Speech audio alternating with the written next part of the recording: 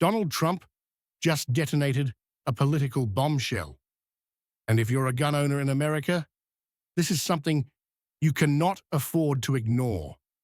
In a bold, no room for debate announcement, Trump has thrown his full support behind nationwide concealed carry reciprocity, a policy that would make your concealed carry permit valid in all 50 states. No loopholes, no exceptions. This isn't some empty campaign promise. This is a direct assault on the broken system that's been punishing law-abiding gun owners for years. And if it becomes law, it could reshape the Second Amendment in ways we haven't seen in a generation. Get ready. This changes everything. Right now in America, the Second Amendment doesn't travel with you. If you have a valid concealed carry permit in your home state, it means absolutely nothing the moment you cross into another jurisdiction. You could be a law-abiding, background-checked, well-trained citizen, yet become a felon overnight simply for stepping into the wrong state with your legally owned firearm. That's not justice. That's a legal trap. The current system is a tangled mess of conflicting state laws, each with its own rules, restrictions, and recognition policies. There's no uniform standard, no clear guidance, just a patchwork of red tape that makes it nearly impossible for concealed carriers to stay compliant without a law degree. Imagine if your driver's license stopped working the second you crossed into a neighboring state. Sounds ridiculous, right? But for concealed carriers, that's the reality they face every single day. And the consequences aren't just inconvenient, they're life-ruining. Take the case of Shaneen Allen, a single mother from Pennsylvania. She had a valid, concealed carry permit and was pulled over in New Jersey with her legally owned handgun. She was arrested on the spot, charged as a criminal, and faced up to 10 years in prison, not for breaking the law, but for crossing a state line. Or Sergeant Andrew Tamoresi, a decorated Marine. He accidentally drove across the border from Arizona into Mexico with his legal firearms and ended up sitting in a Mexican prison for 7 months. These aren't rare mistakes. They're the result of a broken legal system that criminalizes responsible gun owners for simply traveling with rights they've already earned. It's not justice.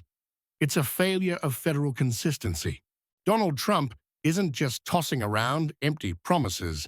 He's coming straight for the heart of the broken system that punishes lawful gun owners. His solution? Concealed carry reciprocity. It's a simple but powerful concept. If you have a legal permit to carry in your home state, that permit should be valid in all 50 states. Just like your driver's license, just like your marriage certificate.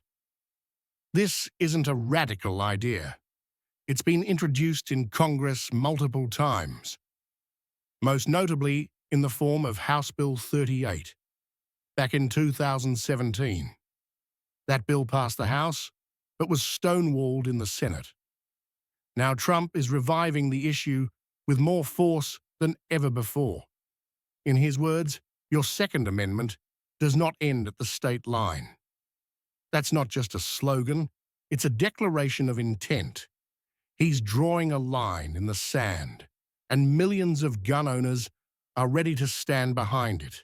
Trump's national reciprocity proposal strikes at the core of a flawed legal system that has betrayed responsible gun owners for decades.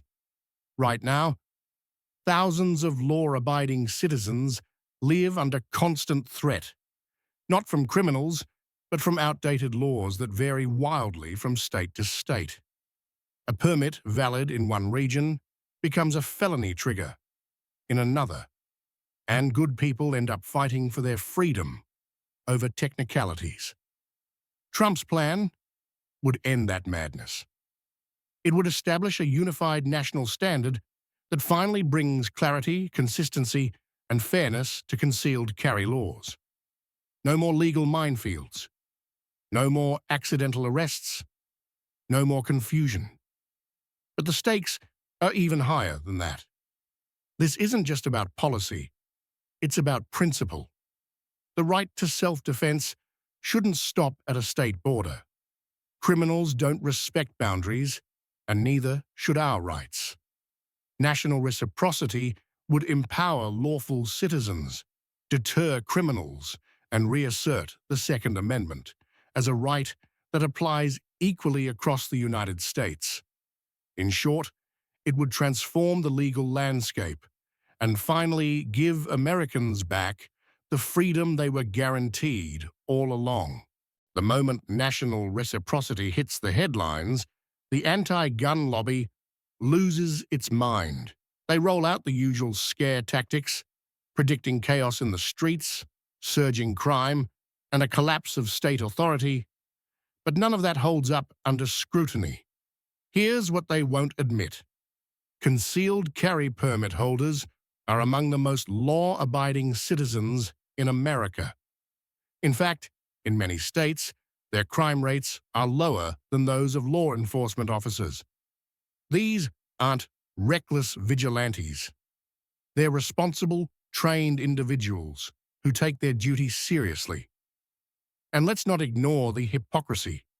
We already have nationwide recognition for driver's licenses, marriage certificates, even barber licenses. So why is your right to self-defense the exception? The truth is simple. The opposition doesn't fear crime. They fear empowered citizens, people who don't wait for permission to protect themselves. They're not fighting for safety, they're fighting for control. And national reciprocity threatens to take that control away. For good. Let's get real. The same politicians and celebrities who call for disarmament are surrounded by private security with guns. They don't live by the laws they write, they live above them. National reciprocity levels the playing field. It ensures that ordinary Americans, working class, middle class, no class, have the same right to protection as those who sit behind bulletproof glass. This isn't about politics. It's about survival. And if they can carry across state lines, you should too. Now is the time to act. The momentum is building, and the opposition is mobilizing. Call your representatives, join organizations like the USCCA, show up at town halls, sign the petitions, demand action, because while we fight to defend the Constitution, the other side is working overtime to erase it, one restriction, one law, one loophole at a time. If we don't fight now, we lose it all. But if we stand together, national reciprocity can become reality. And when that happens, we send a message that no politician, no bureaucrat, no anti-gun activist can ignore. Our rights are not up for negotiation.